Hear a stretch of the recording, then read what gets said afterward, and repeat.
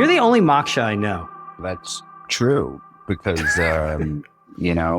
my mother thought it would be really interesting to give me a Hindu name, but apparently it's a popular woman's name in India. Really? So, That's great. It's intersectional. When did you discover that? Just like randomly someone on LinkedIn reached out to like sell me software or something. And it was a woman named Moksha. And I was like, oh, interesting. It's been good for business because there's only one of me. So it's, at least memorable. If I was John Smith, I think it would be a tougher path. All right. Well, you're in the right business because like media is tough enough as a path as it is.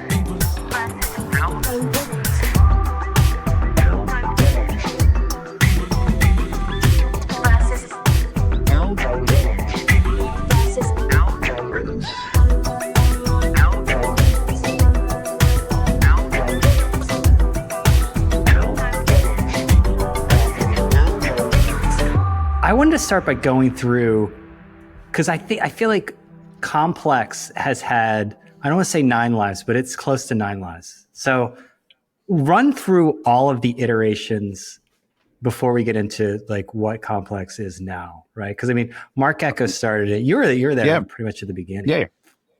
So make sure, by the way, that you pay all like the right amount of attention to Rich's role in the creation and the rise to greatness. The founding. Yeah. The founding. Yes. I'll make sure to hit that. Yeah. Sort of the way I sort of came into the Mark Ecko and his partners at the time fold, I was a young sales rep at The Source magazine. They were my clients. And they were like, hey, we want to launch the world's first digital magazine. And the way we're going to distribute it is through Sony mini discs on hang tags for all of our garments. I was like, yeah, great idea. Let's do it. That failed super quick. Yeah. That then iterated into, hey, let's do a print magazine, which worked for a while. It never really scaled huge, but it was pretty, I would say, commercially successful in terms of like actually attaining profitability. Then the 2008, 2009 recession came and just decimated that business. Thankfully, we had probably 6 or 8 months before the recession struck, we in earnest starting investing in digital. And basically, the print revenues went from 20 million to like 6 million in a year, but the inverse happened for digital. And so we started really focusing on digital. And then through digital iterations, it was like, sort of like an ad network blog era to sort of a socially distributed video era. Yeah, because you were there was an ad network, right, during the blog era. It sort of pivoted into that. Because I just always think of like Complex just kept leaping from like thing to thing. And it was like, it's like an Ultimate Survivor brand. Yeah. They had that bar. Do you remember the bar they had at the bottom of all the sites that showed all the sites in the network? Yeah. Yeah. Yeah. That was a branding initiative and also a way to like lock those sort of blog sites from, third party selling to people that might be competitive with us or letting in programmatic that would erode our CPMs.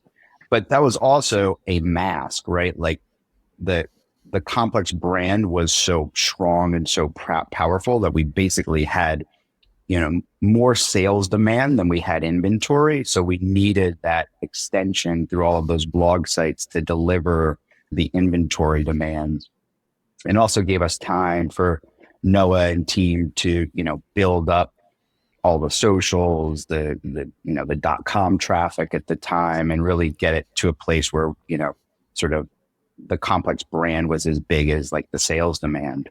We then sold the business. There was like a bunch of funny money going around with Go90, and we sold the business to a joint venture between Hearst and Verizon in 2016.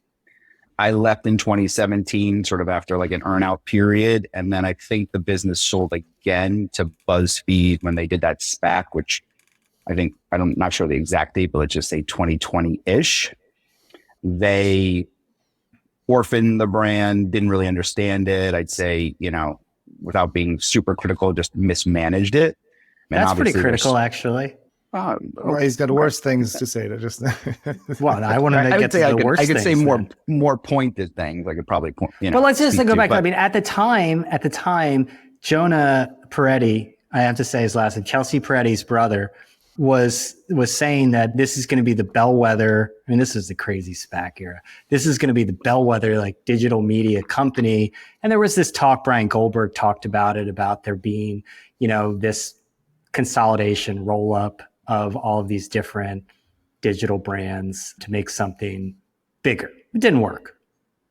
Yeah, it didn't work. Their SPAC didn't work. It put them in, challenging financial position, and they needed to unwind some of those assets to satiate their debt burden.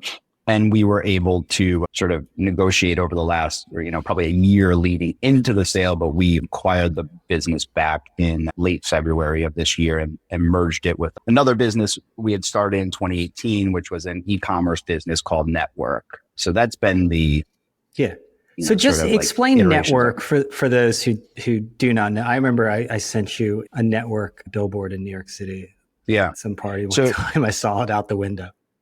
Yeah. Network is a business we launched in 2018. It is a marketplace business where the world's best brands and creators come to sell their most highly coveted product in a live stream environment. It was really sort of taking some nodes of, the popularity of live stream shopping in Asia. It definitely was sort of working and tracking super well during COVID. But, sort of the live stream shopping piece never took off to the same degree here in the States as it has in Asia. And it has, had really, sort of strong following from a consumer and, sort of audience perspective. But we really needed something with that business to transform it. We're spending tens of millions of dollars a year driving downloads and acquisitions on, various meta platforms. And this opportunity with Complex, you're both serving the same audience from different perspectives, Network with commerce and Complex with content. And Moksha, Network wasn't incubated in Complex, right? It was a separate business. No, it was a separate business, but a lot of people from Complex were part of that, and Did Complex inform like the thesis behind? I mean, look, I know like with Network, there's a big thing going on in Asia with live shopping. It's never really taken off here. I don't know if it really will. You can tell me I'm wrong, but I mean, there's some action on TikTok, right? Yeah, there's some. I think it will be part of the mix. We were betting that it would be the mix. And, I don't think it will be the mix, not anytime soon, but I think it will be part of it. It's not something that we're abandoning, but we're also leaning into more traditional e-commerce, having sort of flat experiences across, the .com, the app, all of the social platforms, where previously we were really solely focused on the live streaming piece. But yeah, just to get back to it, Troy, like Network was launched by Jimmy Iovine and, Aaron Levant, who was sort of part of the original ComplexCon team, and, Complex, that sort of the audience that Complex serves. Network really aimed to serve that audience, but from a commerce perspective versus, Complex's business model, which was content and advertising and a little bit of, ticketing. So a commerce business with, I guess, influential founders and raised a fair amount of money, then decided that Complex would be, the media company would be a sensible extension of that business. It was that to get at the ComplexCon opportunity, which is basically a commercial fair. Was it to, what was the thesis? Was it that it was customer acquisition? It would be a funnel for Network? Exactly. Customer acquisition. So like globally between .com and social, Complex has, just around 100 million, users monthly. And on the network side, we'd spend $5 to $10 million a year on Meta driving acquisition. And the bet is that if we, put the products in front of the Complex audience, we'll be able to convert at a much more efficient rate versus, spending all that money on sort of Instagram ads. And all of it was super synergistic. We felt like we had sort of the technology, the commerce, really like the sort of innovative entrepreneurial spirit on the network side.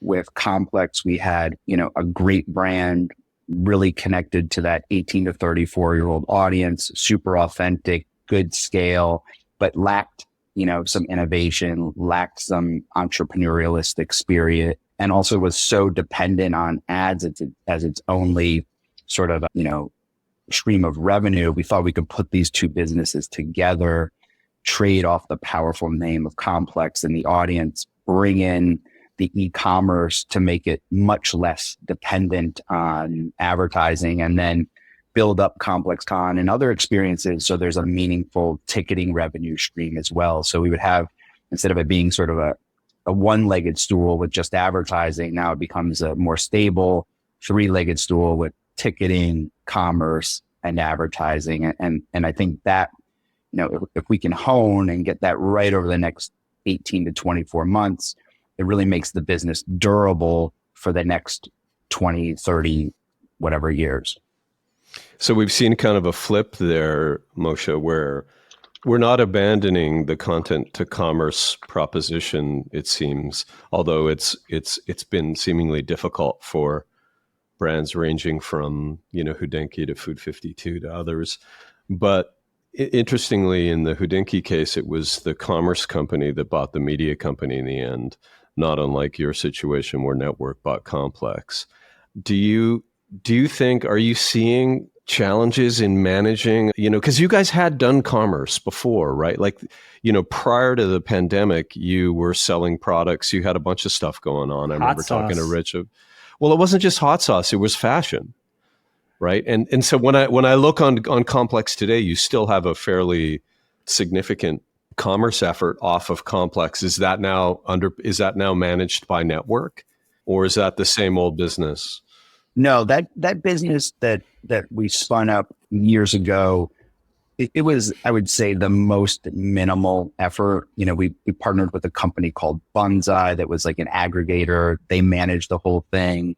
The content team at the time was not incentivized correctly to promote those products or drive audience to it. As you know, is very much an afterthought. And they're, you know, at the time, the focus was really on sort of this notion of being in the premium content arena and making, you know, YouTube shows become hit Netflix shows. You know, that model, I think well intended, just never was going to work or never was going to prove out. So there wasn't enough and sort of effort and initiative put into commerce and converting the audience and engagement that Complex has. So that was just, I don't know, just super light touch and not sort of a well invested into. But you'll see over the next month, the Network brand will go away and it will be Complex Shop. You're seeing some of that on the .com today. If you check it out, it will be a,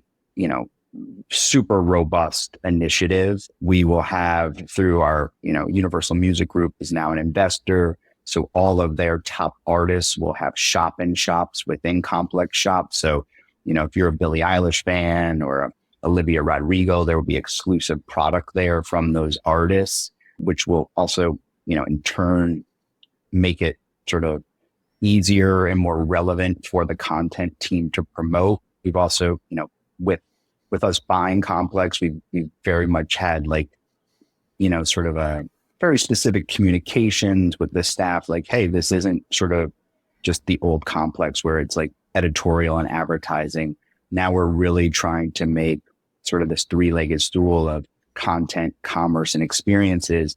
And we all need to be supportive of each other. And that does take a little bit of, you know, mind shift. And, you know, some people, that probably makes them a little bit uncomfortable. You know, what does that mean? Is, you know, that are we going to have to promote things that, you know, we're not fans of? And it just takes a little bit of education. And thankfully, we're getting really great product from, you know, the Nikes of the world, the Asics, the New Balances. So it's things they would cover already. And now we have a place to drive that consumer to, from what would be traditionally organic editorial, now where we're driving them back into our store where they can actually purchase the product that they're reading about or watching about. So how do you articulate the merchandising strategy for, for your commerce effort? What are the things that you do and you'll not do, right? I see collabs on there. I see unique products. Sounds like you're doing stuff with artists to host their stores. Is there a kind of simple merchandising vision that would help us understand what that store will be?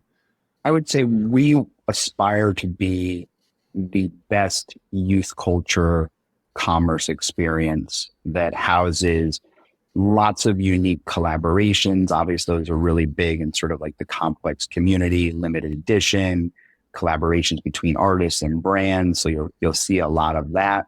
You'll see, we do want to have an initiative where there is a reason to go there always on, because, a lot of these limited edition products sell out super quick. So we do want to get to a place where you do go there for the coolest black t-shirts, but there won't be a space where we're selling, Crest and Clorox and things of that nature. Like, it'll all be within sort of the youth culture, music, lifestyle lens. And, I'd say, we think we can build a business kind of similar to a Farfetch or a Stadium Goods, but sort of embolden it with all of the pieces that we can bring in through Universal Music Group. They've been, just amazing partners bringing through all of their artists. And if we have like their top 30 global artists with shops on Complex with unique product that you can't get elsewhere, I think that drives, kind of a real reason to believe for the consumers, and, a reason to go there and to shop and to come with frequency. So I have a question. So when you think about the iteration of the brand, like what is the role of the brand now? Like, I mean, it sounds like I always think like there's a lot of brands, particularly when they come from like a magazine background, that become the front end to totally different businesses, whether it's SEO driven, affiliate businesses, or, we see this a lot in lifestyle, is you become the front end and you're an experiential, or you're trying to drive commerce. And I think when you're getting at the sort of discomfort, maybe on the editorial side, it's like, wait a second, we're going to lose all credibility because we're just a front to try to like move product at the end of the day. And it sounds all good that it's going to be authentic, but you saw with Hodinkee, like it didn't work for a bunch of different reasons, but it looks like they lost a lot of credibility in the process. Yeah, well, they started talking about product that was irrelevant to that audience. So like they made Just such poor a shift. execution. Okay. It was just horrible execution. Yeah. Where if you look at what we're, sort of the beta version of the shop, it's all things that are ultra credible and relevant that they would be covering anyway. So we're never going to push it into a space that they would be uncomfortable with. And, at its peak, 20% of all the content they create is going to drive back to e-commerce. 80% plus is all going to be driven around entertainment, engagement, pop culture, the things that, they're doing on a day in and day out perspective. So I think it is a bit of a learning. It is a bit of a shift, but we also have to be honest. Like, BuzzFeed had Complex on a downward death spiral that was going to lead to bankruptcy. And, we need to rebuild this business in a way that is stable and that is healthy on all perspectives. And we have this, amazing engaged audience that is out there looking to buy products. Complex's tagline is buy, obsess, collect. That going back to the print days, it was half entertainment, half buyer's guide. We have a consumer that wants to shop. We've never given them that opportunity. It's just like before ComplexCon, we had a consumer that was willing to come out, 50, 60,000 kids, buy tickets to go to an experience. And before that, we didn't do anything in that space. And now that we've given them a place to come and engage with the brand and spend time and money with the brand. So it's a similar strategy. And I think the fact that, it's like if we all of a sudden spun up a store that was selling Tide and Crest, that would never work. But Nike, right, New Balance, Fear of God, Hidden, that should work. And based on all the tests we've done, the products have been selling quite well. They have been limited edition hype products. So we will see as we get into, my black t-shirt example, but it's going to be hard, but we're confident there's a path there. Right. Hey, Moksha, you know how to. Sorry, go ahead, Alex. Wait, Alex has to ask him just, why it's relevant. I'm tracking, I'm following, but I was wondering, when you look at complex.com as this kind of object that people go and visit, what's the audience that goes there, and how do you see this thing changing, over the next year? Because it still feels like when I land on a site like this, it still feels like a kind of traditional website with a feed and some injected commerce, and somehow that type of stuff feels out of time today. It feels a little, who does that? How does that homepage even exist? Where does your content live in the future? Yeah. So, the .com is still a viable piece of the mix, but where it used to probably be 80% of the mix, now it's 20 or 30% of the mix. And, the audience engagement is largely across all of the various social and video platforms. That's where we're scaling and engaging most of the audience. And that same shopping experience that you see on complex.com, that will be mirrored on TikTok shops, Instagram shops. If you go watch one of our hit shows, Sneaker Shopping on YouTube, all of the product is shoppable through YouTube. So you're seeing it in the show and you can shop it through the carousel below.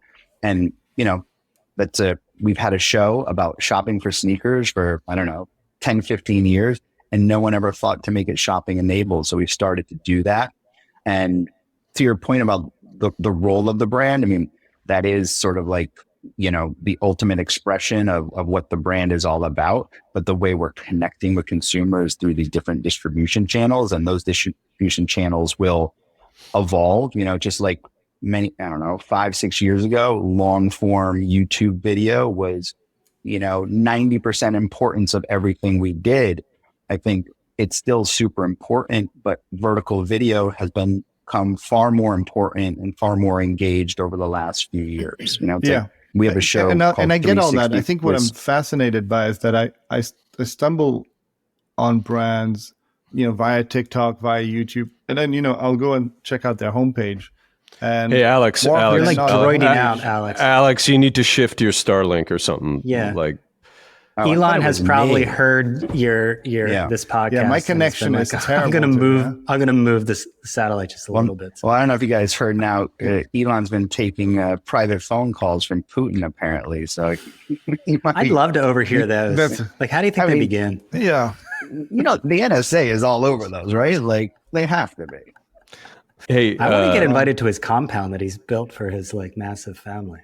Can you hear me now? We can- Do you want a baby? Yeah, we can hear you. Yeah, What that's was you? better. Could you repeat your? Yeah, so point? I'm going to try to while the satellites. Why don't you get in? You were much it- more pointed in the text thread. Do I need to read what you said in the text thread? Alex is being all shy. No, I mean it's I'm kind of trying to get. You're like get a into that middleware brand. question. Why middlemen are a terrible business these days, particularly in media? Why is Complex still needed for a young person who's trying to understand what's cool? Won't they just follow the cool people, the influencers? How do you compete with thousands and tens of thousands of these influencers and creators that seem to have a much more authentic and organic connection than a sort of institutional and fairly, it's been around a long time. They're like older brothers brand. Why is it still relevant in 2025? Honestly, I think it's the credibility and the authenticity, the fact that the brand has always celebrated emerging talent, put emerging talent on, has always helped contextualize larger talent in a way that made it feel, sort of relevant and cool. Like you could take a more seasoned artist like an Eminem and make him relevant for a younger generation. And then they could take a more emergent artist and put them on a pedestal and help grow and build them. And there's countless examples of that. And, I think also Complex has stood the test of time. I mean, and we have always pivoted. If you look at, just our engagement scores, if you just go to the Instagram main account, the average post is getting, 100 to 200,000 likes, where, you look at a GQ or a Hypebeast, the highest notoriety, it's, 10,000. The team is really excellent at cultivating that relationship with the consumer. And also they're obsessed with youth.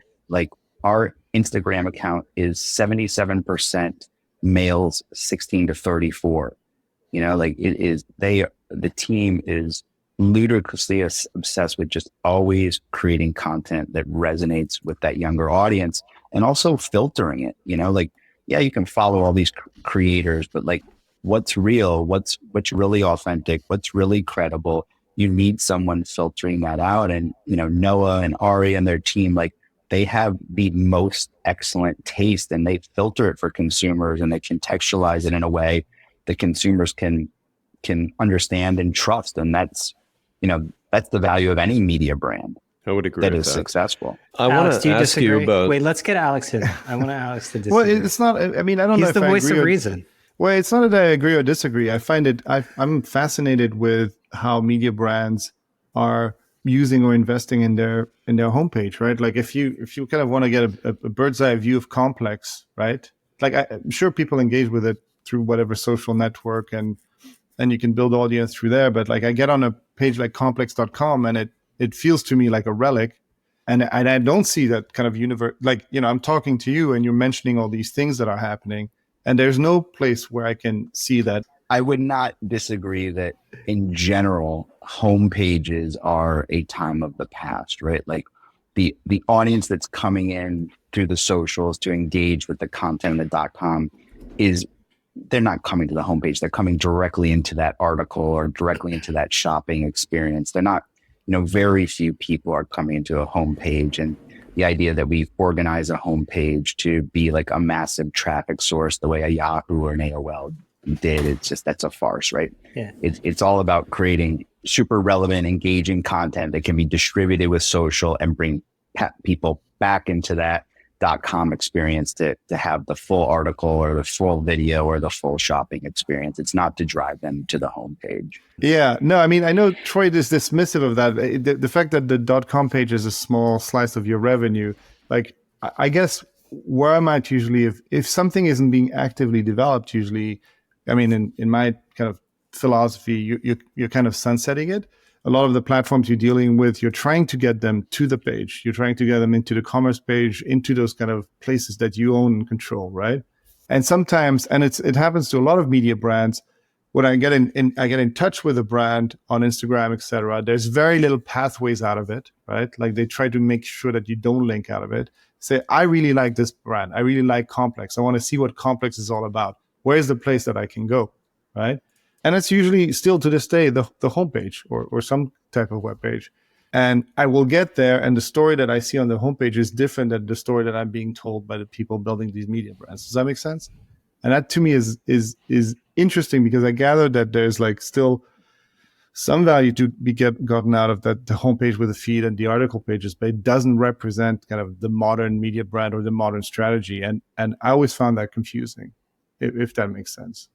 I can see your point, but I don't think that you're looking at it from the way consumers use media. Like consumers are watching shows we produce on YouTube in their full length sort of view, but then oftentimes they're consuming way more of that content in shorter vertical video clips on TikTok and Instagram, right? Or, they're seeing something we post about a news breaking story on Instagram, and then they're clicking through link in bio to see the whole thing. Or they see, hey, we did an interesting collaboration with Olivia Rodrigo. I want to shop it. I'm going to click through to that shop to do it. So the majority of like the scale and engagement is happening on the different distribution channels.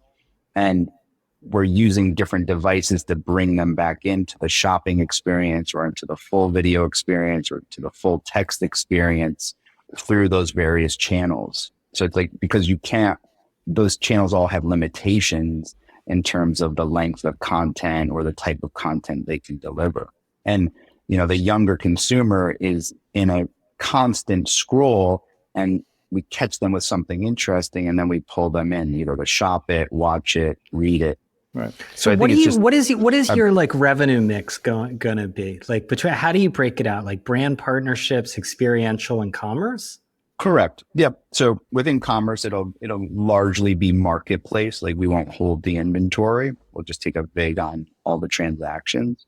The goals are for the marketplace to be, 75% of the business, the sponsorship and media to be, let's say 20% of the business, and then the experiential 5%. Those percentages can be off a little bit, but the marketplace over time, they're just way more opportunity there to scale than there is, like Complex is never going to be a $500 million advertising brand. It's just not going to get that big. Hey, right? Moksha, what have you noticed there? You're no stranger to the ad hustle, and coming back into the Complex world. What's selling? Are you using your commerce assets to create interest with advertisers? How important is the event proposition in selling packages, and what other surface area are you selling or packages are you selling these days? Yeah, so a lot of people are interested in doing things in commerce. Like a lot of brands, say either in the CPG or the spirit space, they want to do unique collaborations and partnerships that package their brand with, say, apparel, merch, things like that, and special packages and sell it both on .com and at their physical retail. So those are a lot of things we're developing right now. We have done quite a few pairings of like creators or designers with various brands to make a unique collaboration. And then that's supported by, custom content, branded content, traditional media. That drives a lot of it. I'd say, about 75% of everything we do is custom. So it's some form of custom integration into our shows or branded content experiences. There's a decent amount tied to ComplexCon, and then the remainder is more sort of transactional media. But I think that feels like it's getting less and less, and that the reason people are coming to us is, they really believe in the taste and tone of Complex and Complex's ability to discover what's next. And, clearly the connection with youth culture and multicultural audiences. And they want our help sort of inserting their brand in credible ways into that. And then we're using different tactics to help drive that engagement and authenticity. But, I don't see a world where, Complex is going to have like a super meaningful display business. I feel like those days are gone. Like everything has to be pretty unique, pretty creative, customized. Has Noah and team materially shifted content budget allocation in the last couple of years from, text to audio to video? I mean, you guys were doing a lot of video for a long time. Yeah. How are you looking at content investment against all your channels right now? The answer is yes, we're investing a lot into video. And the big push right now is how can we, under the kind of, rich thesis, there was a lot of emphasis on super high production value, pretty expensive content to produce, with the hope that, Hot Ones or something like that, you would then, resell it to a Netflix for a big payday. And, unfortunately, that just didn't come to bear. So what we're really looking at is like, how do we make really great content that can be long form and distributed in YouTube, but it's done at a price point that's way more efficient, and that, quite honestly, the majority of the scale comes through vertical video clips. And this is not a unique trend. If you go on TikTok or if you go on Reels, you see a lot of podcast content that then clipped down and does tremendous amount of engagement and views. So we're looking at it through the lens of like, how can we produce more content more efficiently, where the YouTube long form is part of it, but there's a big emphasis on the shorter form pieces to drive the majority of scale and engagement. And then we're putting everything through sort of like, I guess, the investment paradigm or decision-making tree. Like, does this drive an absurd level of audience engagement? Does it drive commerce sales? Does it drive ticketing sales, or does it drive sponsorship sales? And if it doesn't do one of those four things or two of those four things, we choose not to do it. So that's kind of the process we're going through. And, it is it's a bit of a shift. They were so focused on YouTube long form and premium for a while. It is a bit of a little bit of a mindset shift to say, hey, you know what, like vertical video is at equal or even perhaps a bit more important than YouTube long form was historically. And that's really just keeping up with consumer behaviors, how they're consuming, and particularly the younger side of the audience. If you don't keep leaning into iterative formats on Snap, on Reels, on Shorts, on TikTok, you're going to lose those 16-year-olds. So we have to be super conscious of that and leaning into it.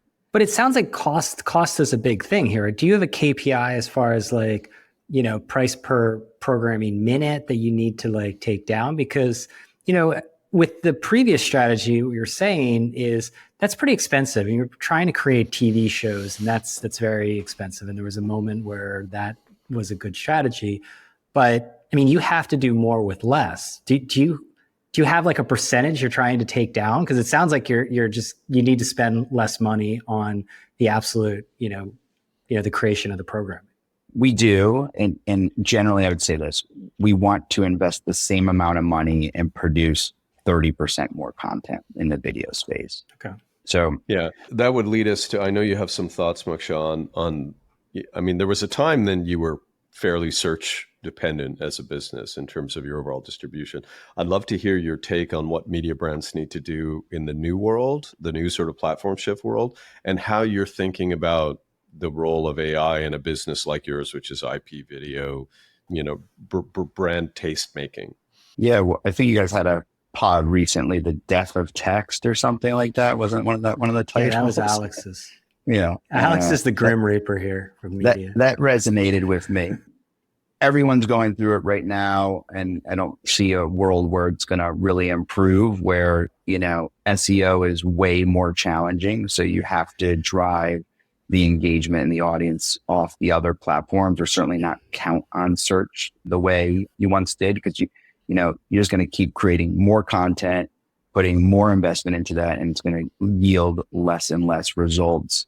And the things we're thinking about is like, how do we defend against AI, right? Like, obviously AI can crawl all of our text and spit those answers back to you in 2 seconds with, no fee or royalty back to us. And the place that we think we can be defensive in that area is in vertical video or long form video, and creating content that could be specifically deployed through video on platforms like Perplexity. I mean, they're not there yet, but that's the way we're thinking about it. It's like, how do you have 360 with Speedy Mormon that last week did 50 million views on TikTok? How do you have that content deployed on Perplexity or the various platforms? So it's something that's obviously super top of mind for us, and we're working with it. And then, also using AI tools to, help the content team produce more or be more creative. They did something recently with Eminem where they took his sort of alter ego, Slim Shady, and they programmed a large language model with all of those lyrics and sort of like coverage of his sort of alter ego. And then they had that alter ego interview the real Eminem. And it was pretty interesting application of AI and pretty creative, and, did super well in terms of like earned media and viewership. And we had a merch collection tied to it that sold over $1 million worth of merch. So it's early days on how, AI is just obviously in sort of like emergent state and how we'll use it creatively. We're definitely not fooling ourselves. We're not thinking like, hey, we're going to just go build back up the SEO traffic and everything's going to be great. I mean, that would be a silly notion. I always ask for the KPIs, but do you have like a number as far as like how much of output you want to be like changing the ratio of text versus multimedia? What do you mean? Like, how much do we want to shift? Well, like if you think about like, if you think about like, I don't know how you like measure your output, but it's pretty clear that you want the output to be less text heavy and more vertical video. And I'm just wondering, like, how do you end up measuring that you're doing that?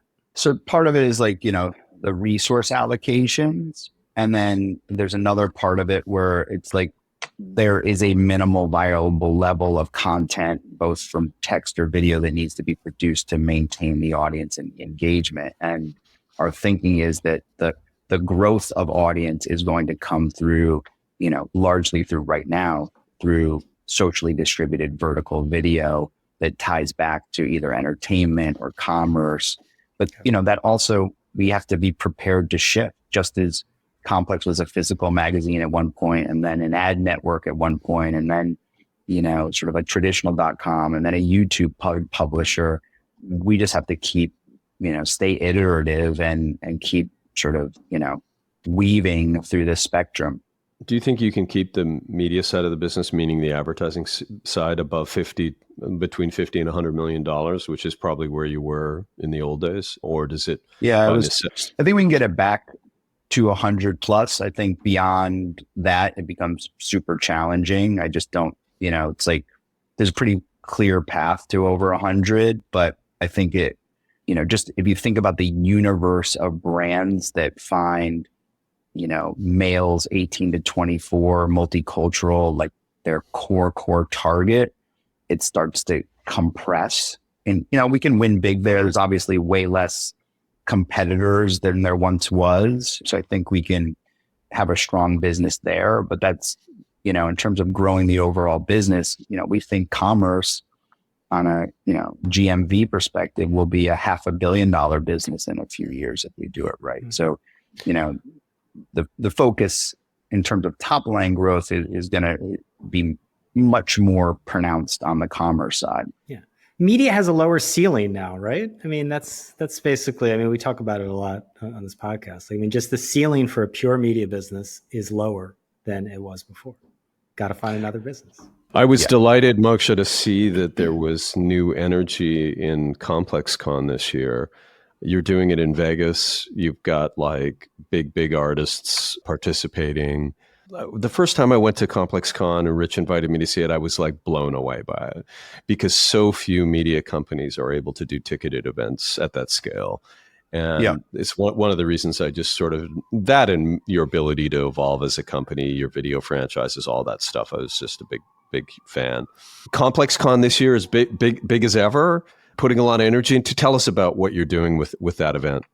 ComplexCon, we're investing more than we ever have in it because we really think we need to say to the fans, to the artists, to the brands that, Complex is back. It's invigorated, Mark Echo's back on the board and, just that, it's not in this BuzzFeed, regime where they didn't care about it.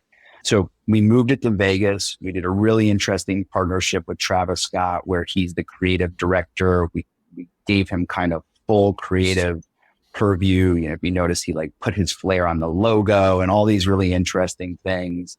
And yeah, you're 100% right. I was thinking about it the other day. It's like, there's something with Complex and its engagement with the audience, right? Like the fact that we get 100 to 200,000 likes on an Instagram post, and I can't figure out exactly why, but it's like we have such strong engagement there that somehow translates into the brand's ability to sell 60,000 tickets. And there's so few media brands that can do it. Like the only other one I can think about is like Essence with Essence Fest. It's just like, they have such a strong relationship with that cohort of women and they get 100,000 of them to go to New Orleans every 4th of July. And, you look at other brands like the NBA tried to do NBA Con, didn't really work out. Fanatics just did their fest. It wasn't a great thing. Everybody wants to do events. Most people do events that are a couple hundred people and are sort of augmentation of ad product. And very few people can get consumers to reach into their wallets. And you guys are able to do it. It's impressive.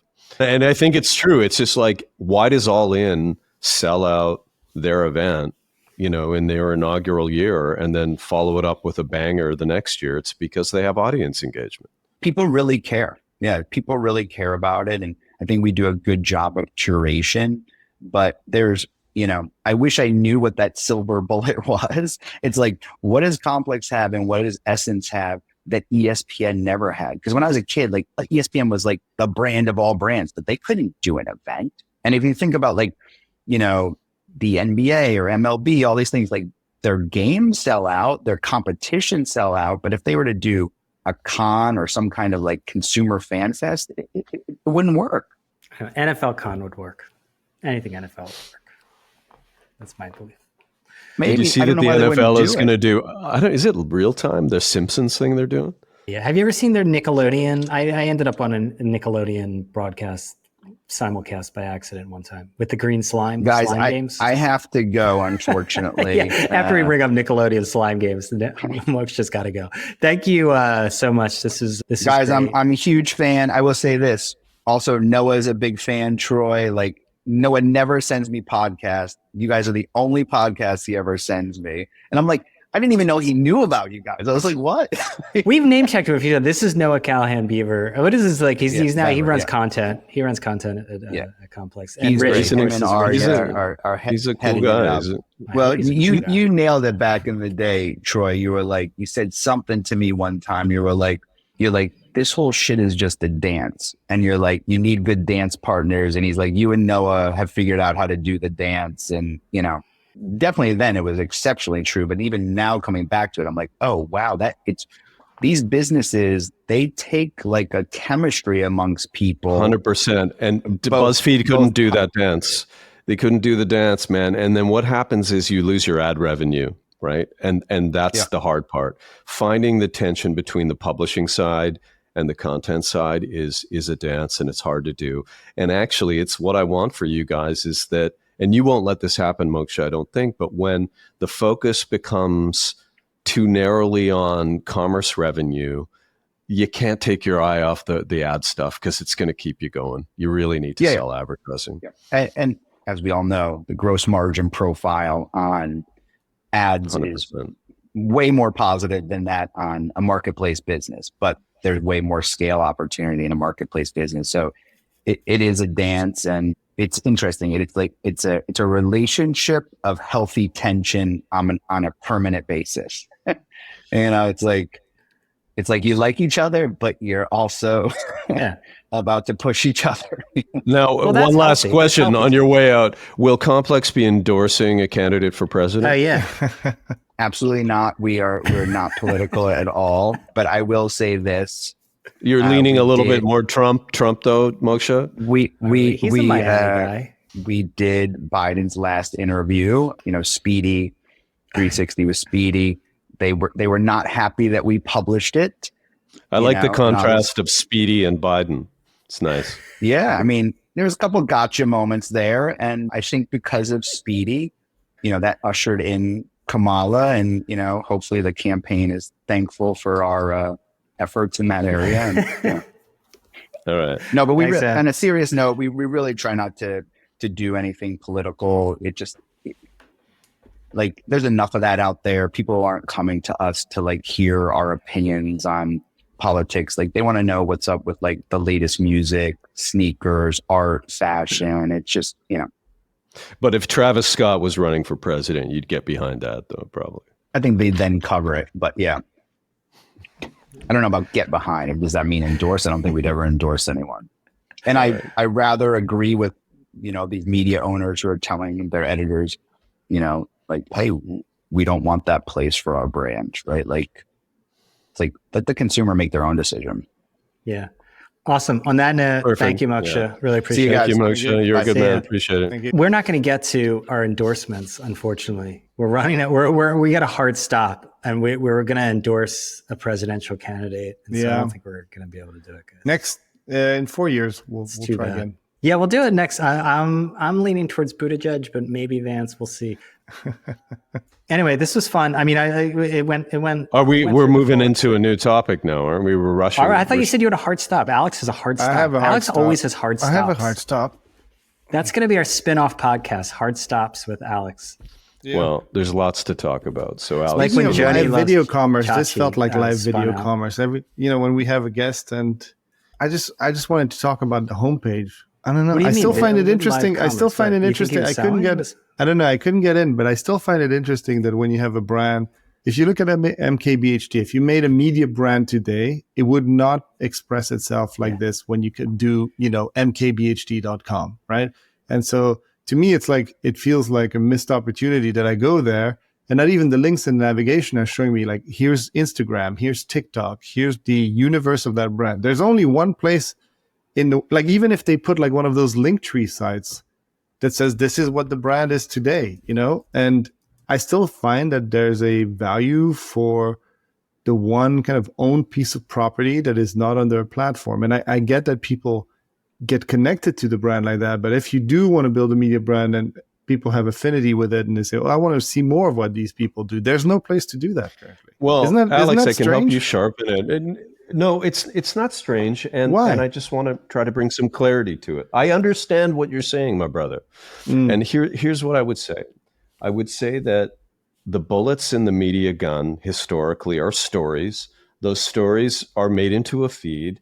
That feed is broken into categories or relevant, more important pieces, less important pieces, hero pieces, etc.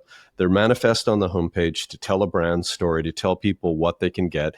It used to be a media distribution environment. It never really was one. It was more a kind of front window to your retail shop to say, this is what we have in store. People didn't arrive that way. We've said it a million times.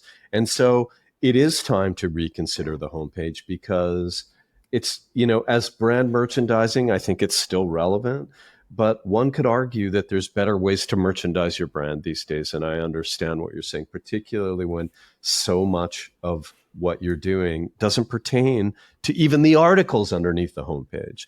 And web pages are not a particularly good distribution environment for video. So if your homepage was literally what you suggested, if your homepage was like navigation to all the endpoints where you really are meaningful, it's not a terrible idea. Right. And so I'm thinking it's like a as- B2B product almost. I mean, it's for like partners to come and see. Right, I but don't know. it Seems like it has also, less of a consumer value. To me, like a brand's website is going to be for people who want to be super fans, but also the partners, but it also communicates stuff to the organization internally. Like this is like, it's our front door to our building. Not everybody's going to make it through, but to me, this is where you communicate, hey, this is the activity of this brand. And when you, and I'm not kind of singling out Complex here, because I think a lot of media brands do that. And you're hearing all these things and it's like, it's about commerce and short form video and the partnerships and these things. And then you go there and you go there and you see nothing of that. And I think it's just such a missed opportunity. And to me also, you got to make these calls where you say, okay, we're pulling all this down. This is what matters to us now. And even as a statement of intent, be able to use your homepage of saying, this is what we care about. That's all I'm saying. That's what I was trying to get to. Yeah. And with that, I also have a hard stop. So why don't we go into a good product? Okay. I have a kind of a bad product, actually. Okay. I was just in Portugal for the last 7 or 8 days, and it's a delightful country to visit. And, I think it has about 10 million people. There's about 3 million of those in Lisbon and probably close to 1 million in the greater Porto area, the two places that I spent time this visit. And, it's an economy without the sort of energy and velocity of a United Kingdom and I guess a kind of emerging service. It's not emerging, there's a service sophistication, but it's still got, a kind of, I don't know, kind of old European flair. One of the things fishing villages.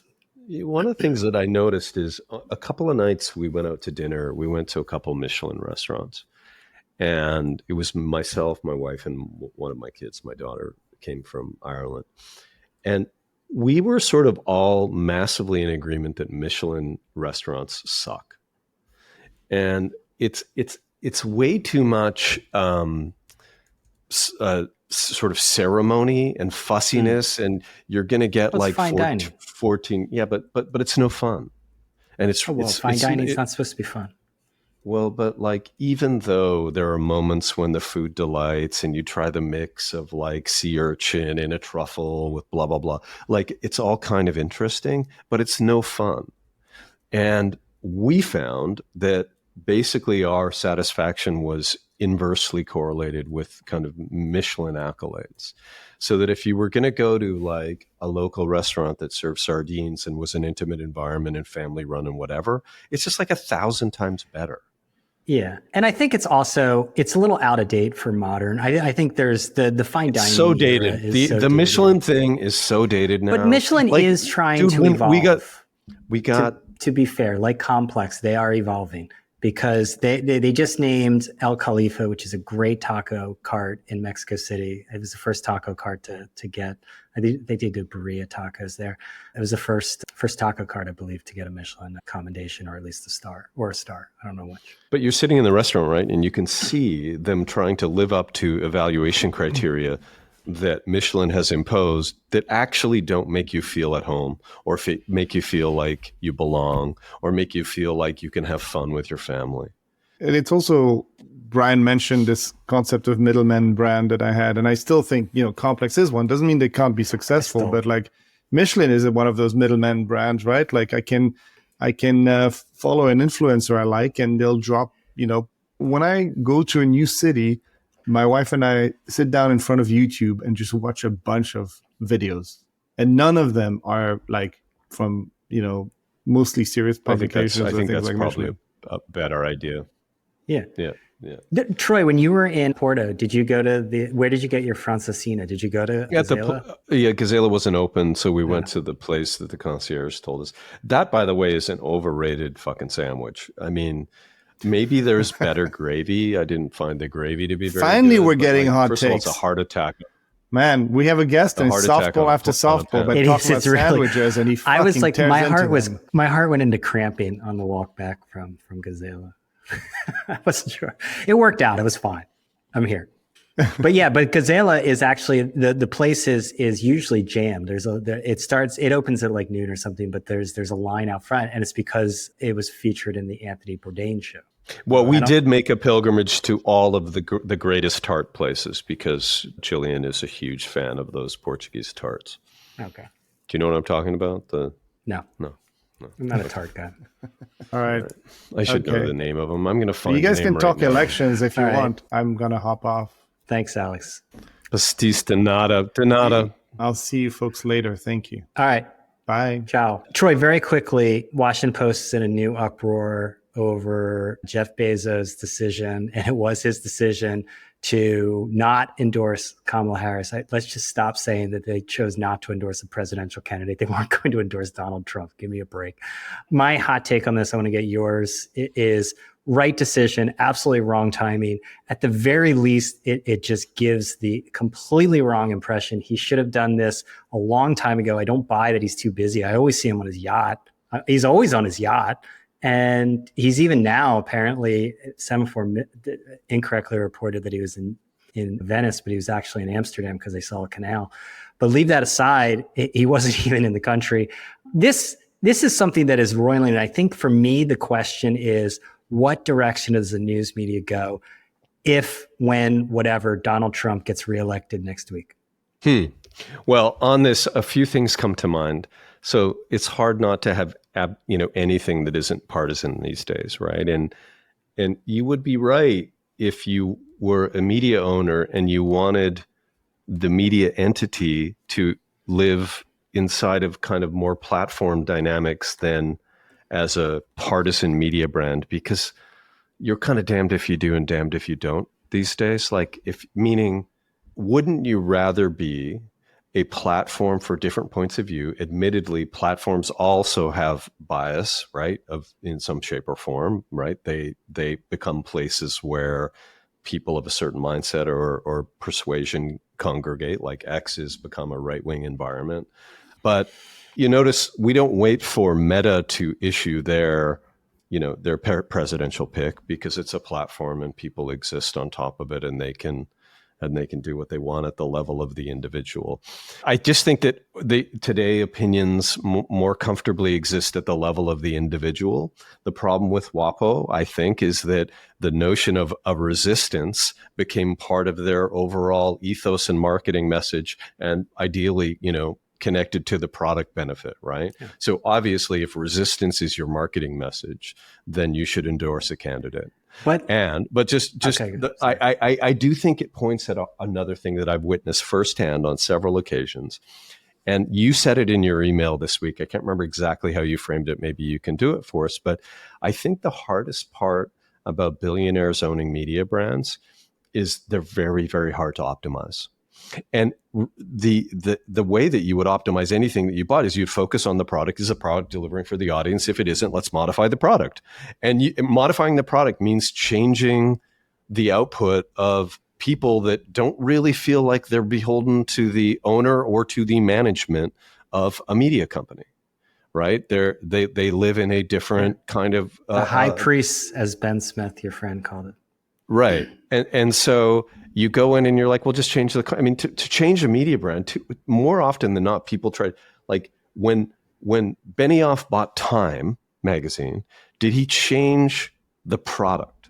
Did he change the format? Did he change the composition of the people that made the product? Did they actually change, what comes out of the organization every day? And I think that you can add events, or you can add list franchises, or, other types of accolades, and you can sort of evolve the business from a monetization perspective. But the hardest part is really evolving the product, which means that you have to penetrate in the deepest possible way your talent pool, your sort of editorial mission, and what you put out every day. Yeah. And I just think it's really, really hard for people that see their businesses as these sort of machines that you optimize. And that's what Bezos does. Yeah. So Bezos had said that the Washington Post, in his response to this, he said that the Washington Post was just owning it was a complexifier for him, which I found like an interesting, because, news is endlessly complex as a business, because operating these businesses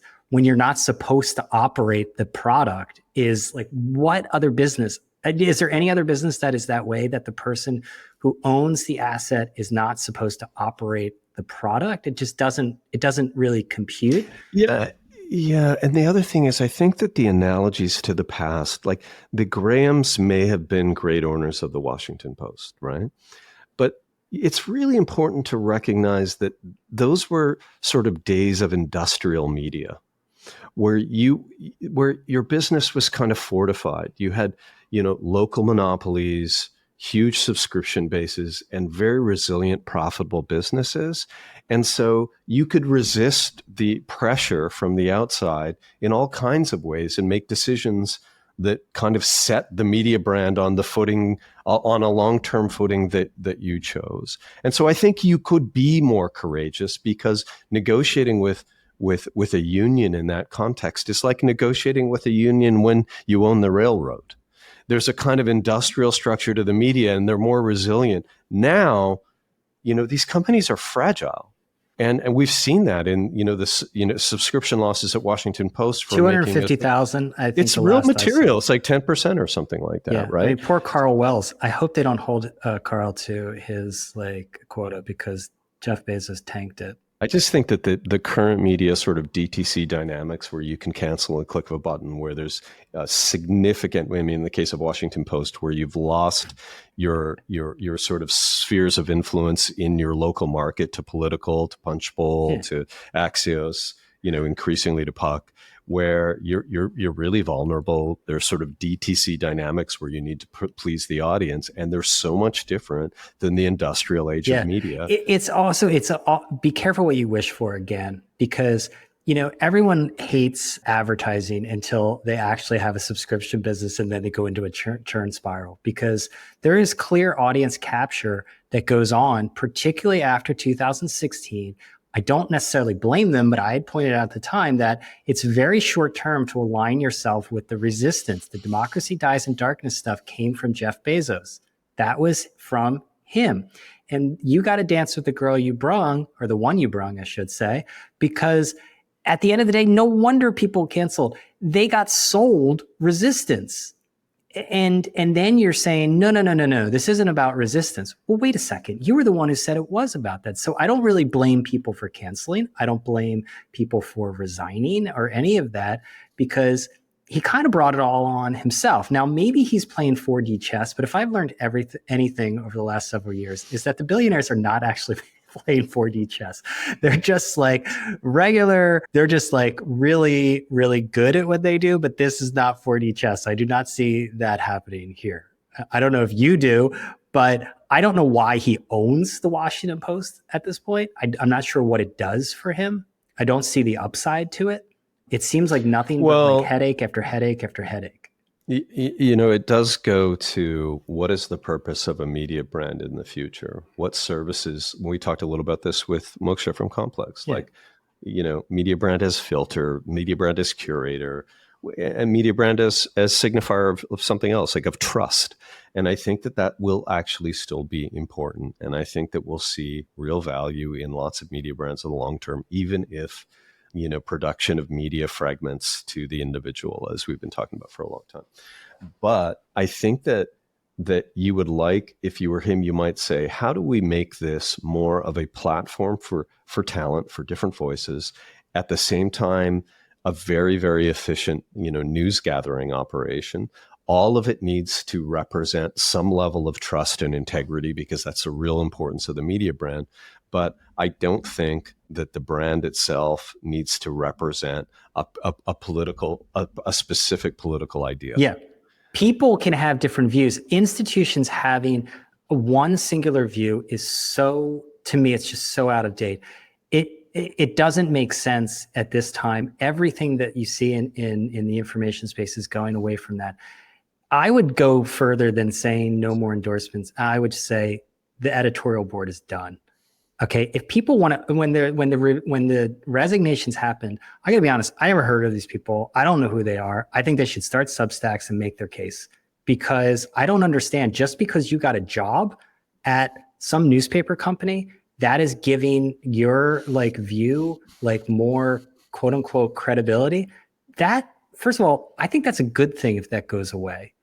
Go and fight with the overall market for your point of view. Reporting is different, and it really gets negatively impacted by people not understanding. I don't blame people not understanding that there's a quote unquote division between the newsroom and the editorial. Do you know how many people from the Wall Street Journal have to spend their life saying that the editorial board has nothing to do with the news organization? They have to spend so much time doing that. The problem is with these businesses is people take out subscriptions for a tribal affiliation. You just see this with the cancellations, and that's why I'm interested if Trump does win, and it's certainly, I don't know, the vibes tell me that he's going to win next week. Does the news media take the short-term approach again and go back to resistance? Because there is an economic incentive, it seems, in a lot of these news organizations to go to the resistance. Look at the Times. The Times could not have pulled off what it did without tacking very hard against Trump. I don't think they could have. Yeah. Well, in the meantime, I think that 4 years has, created an entirely new kind of media substrate where there will be no shortage of kind of resistance media, right? Obviously, that's already where we are today. And, for every, left-wing podcast, there's, Joe Rogan, right? So there's, Pod Save America, and there's Rogan, and there's 50. So is this good for the crooked medias of the world, like the Heather Cox Richardson? Great. Absolutely. So they're winners in this for sure. 100%. If Trump wins, they're winners. I mean, if the election is a moment, what does it look like afterwards? And I think that, there's a lot of things that I'd be thinking about that are less partisan related. I think they're worth just kind of addressing. Is basic news. In some ways, we're starting to see the last mile between AI and news close up, and we saw that with the AP announcement and their partnership with Meta, so that AI will connect to a breadth of sort of fact-based AP-driven news, and the last mile to both search, i.e. what's in the search index of current stuff and of news, is being closed by these AI partners. And I'm not sure that there's anything the media world can do to stop that. And it's going to happen. And I think Meta is incredibly well positioned to be able to now not just take share from media and news, but take share from Google. And so I think that's going to happen. I think that you're already seeing something else really interesting is Google has been experimenting as an aggregator by pulling more and more of the content into the SERP. Yeah. So they're doing these new formats that will basically inside of the SERP let you see the pros and cons of a product, or the review of a hotel, or, increasingly stuff that was the province of the thing under the link. And so they're reaching out, increasingly to media companies to say, we want you to be manifest on our layer, and we will share revenue with you there. Yeah. And so how they can get a lot of that. Leverage for that? Because in the affiliate world, changes to the SERP are like everything. No, For but they'll news let you keep providers- your links in there, right? To the affiliate stuff, but on their layer, not on your layer. But in the news business, Discover is it. It's a total black box. But so many news publishers are increasingly dependent on Discover traffic. Massive. And it's huge. If Google moves to screw with Discover, that's gonna be a tough one for a lot of these businesses. Right. And then we're also seeing, I think that the headline, which what I would say to you is I would encourage you to spend more time on our headline writing for our podcast and less on having the AI do it. I thought it was Complexifier. No, I don't do AI for that. Well, but like the death of text was a good headline. Well, I took that from Alex. I think, yeah, good for you. That's I think editing. it was a good one. Yeah. But so you got stuff that's automated in the AI and you got stuff that's personality driven. We can see how media companies are kind of aligning to the personality driven side of this, from Substack to, the kind of senior voices that someone like Puck has. Obviously, if you're sitting on top of a media company, you're wondering how much money should I put into text versus audio and video? But audio is like a really important vector to invest in currently. I just don't know how you don't. Well, it's cheap too. I mean, the reason that it's cheap, but it's also so competitive, right? There's just it's really hard to build your podcast audience. I think I referenced it last week that 50% of podcast ad spending goes to the top 25 shows. Yeah. That's how competitive it is. Yeah, but I just saw a stat that you might find interesting. 47%, I guess Americans, I don't know what the age is, from Edison Research, as of October 28th, listened to a podcast in the last month. Big numbers. And you want to hear who the top 10 podcasts are in the US? What's number one, Brian? Joe Rogan. Number two. But Joe Rogan, by the way, by a factor of 3 or 4, by a mile, 16 million. Beneath Joe Rogan. Beneath Joe Rogan? I don't know. Call Her Daddy? Yeah, Call Her Daddy at 4.3. Very good. You won't get the third one. It's Crime Junkie. Now the Daily from the New York Times has pushed to 4 with 2.8 million. Something called Rotten Mango I've never heard of. Theo Vaughn is number 5. Oh, yeah. I support that. Sean Ryan, number 6. Is he like a Navy SEAL? Yeah, he's kind of a weird guy. I get him confused with the Dan Bongino guy. And then Dan Bongino, yeah, and then Tucker Carlson after that, and then it falls way, way off. Why is podcasting so right wing? I mean, I guess it's the same as talk radio. It's like talk radio was always. Is Call Her Daddy right wing? Is the Daily right wing? No, but you know what I mean. There's more, just like talk radio. I remember it was always a discussion in the 90s why talk radio was so conservative. It was always like Rush Limbaugh, and it had a bent towards that. Maybe CB radio is the same way. I don't know. Yeah. Did you see that Joe Rogan is negotiating with Kamala Harris, which is I don't know. This is such a weird moment. But I don't think we're going backwards where we have one presidential candidate who spends 3 hours, misses a rally, he's 2 hours late for a rally to go to a podcast studio. And Kamala Harris said, I'll give you an hour, but you got to come to my campaign stop, just any other interview. And he's like, no, you got to come to Austin and come to the studio. And it can't be an hour.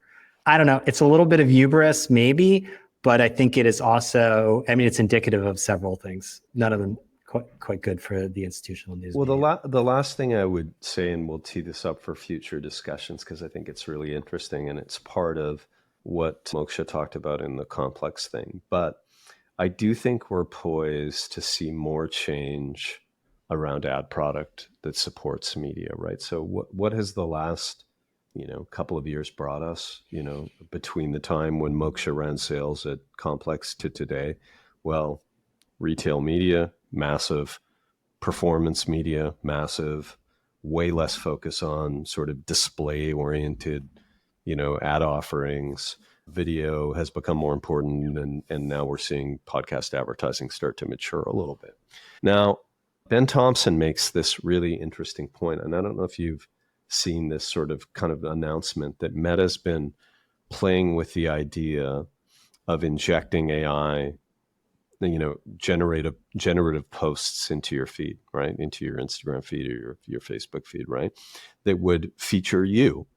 It would be Brian playing tennis, wearing a Lacoste sweater, and increasingly at the same time. So it's fake content, or it's generative content based on everything that it knows about you. And I think that, quite frankly, I think audiences will be delighted with it, because anything that's about you works, even if it's generated by a smart robot.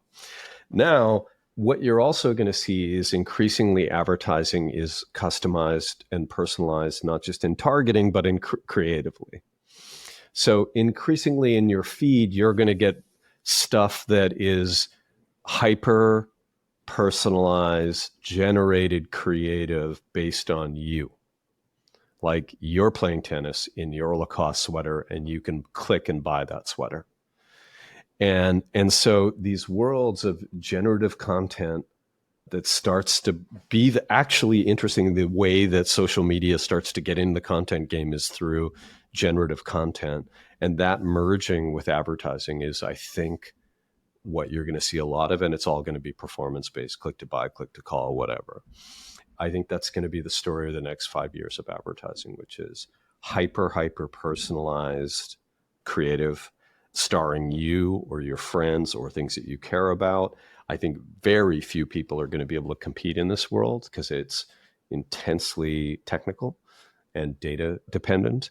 Yeah, I think that's part of that's going to be the next wave of like weirdo media that we see in the post the election and in that will fuel the next election. Yeah, but that sounds like Jetsons level like media. So like, but that's it's not like, anymore though. No, that's what I mean. Like that's good in a good way. Whereas like I still see what's going on in the ad tech open web ad tech world. It's like, oh my God, like I don't see how that keeps up.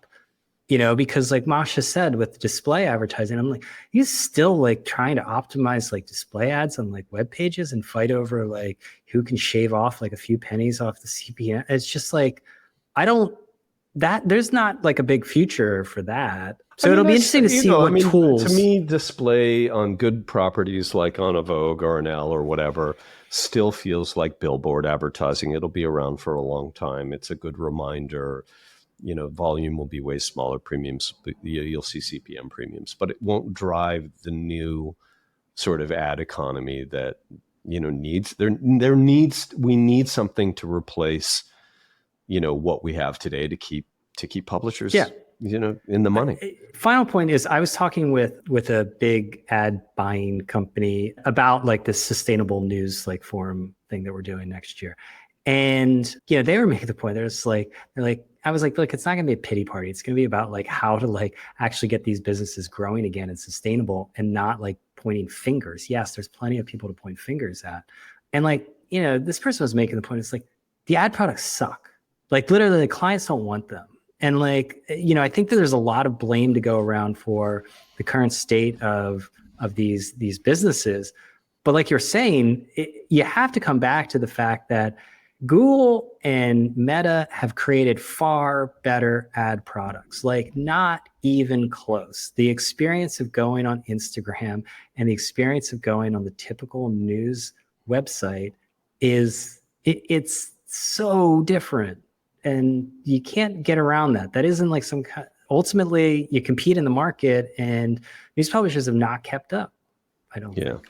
Well, the last thing I would say that struck me about this kind of what we refer to or other people have referred to as this kind of podcast election is how does a medium define what works for a candidate, right? And so if back in the day when broadcast dominated, the US election and Nixon faced off against Kennedy, one was, photogenic and great on television and felt trustworthy and the other one didn't. And that was obviously Kennedy versus Nixon. And today, if podcasts are defining in any way what voters feel and believe, it's those people that do really well on podcasts, that tell good stories, that feel human, that know how to weave. And I don't know if you listen to Trump on Rogan, but I'm not. I listen to parts of it. Yeah. Yeah. I'm just saying that I think a lot of people that I know, a lot of people from my town, a lot of people that are just average folks, even though like it got a little kooky in some places, they would find him to be, Trump, but kind of relatable, like, a guy that you could have a conversation with. And I think that's really, if podcasting is going to be the way that we get to know a candidate, it's like, you better be good at it. Yeah, I think so. And I think, I think news products have to adapt to that too. right? Like, I mean, there's a lot of different tools in the journalistic toolbox. The adversarial interview, the Morley Safer stuff, a lot of the things that came into media for good reason, the news media for good reason after Watergate, are fairly old now, right? And the conventions are very old, and they need to be updated, because if you look at this election, it's pretty clear people like Theo Vaughn and Joe Rogan and Alex Cooper are running circles around a news media establishment which has every sort of advantage over these individuals. So ultimately, the market is saying something. So I would say publishers should listen. Anyway. Yeah, if you want more, if you're curious about that, by the way, Dylan Byers has a new podcast. I forget what it's called. Dylan Byers Writes for Puck. You know who Dylan is. And he had on Brian Williams talking about and the producer that's doing the show for Amazon, the Election Day show. Okay. And it was pretty amazing to hear them reflect on what it's like working inside of Amazon against, their own project versus the time they spent at NBC. They're going to be doing it in Los Angeles. They're using the studio. Apparently, there's this incredible studio that Amazon now owns because it was an MGM studio on the lot in Los Angeles. It'll be fascinating to watch that coverage. I got to say, this is like the biggest wastes in this are on like studios. It's so stupid. It's like, no, they got one with it. They got one that's almost like that Vegas. What's it called? The orb thing. The sphere. The sphere. Well, they have a sphere-like thing where they can project you into any environment instantly. It's incredible. Those studios are usually just a giant money pit. That's my take. I don't see. The other interesting thing about what they're doing is they're using all kinds of the new generation of podcasters and kind of columnists from the likes of Puck and Axios to support their election broadcast. I started watching that two-way, the Mark Halperin thing. It's kind of interesting. I mean, I like it more in theory, I feel like, than in execution, because it's like, it sounds great. It's like, we're going to have basically a Zoom call. It's a Zoom call. I went in once, but like on YouTube, you see it's basically a high-end Zoom call. It's got some graphics. It's talk radio. It's talk radio. Yeah. And then they pull in like, a random guy from Nevada and things of that nature. Sometimes it goes into, like when it's like, okay, we've got 10 minutes for questions. Who has a question? And it's like, oh no, because that can go in a bad direction. Yeah. The question is, does that format, like, it needs to be ambient, right? I'm not going to tune into that thing and sit and watch it. It needs to be sort of on the TV off to the side, just like morning television. I wonder if it becomes, for other than like a real sort of committed political nerd, whether it becomes an important, media product. I don't know. I'm going to give it some try. I want to take some notes. All right, Troy, this is fun. All right. Thank you. See you. Bye.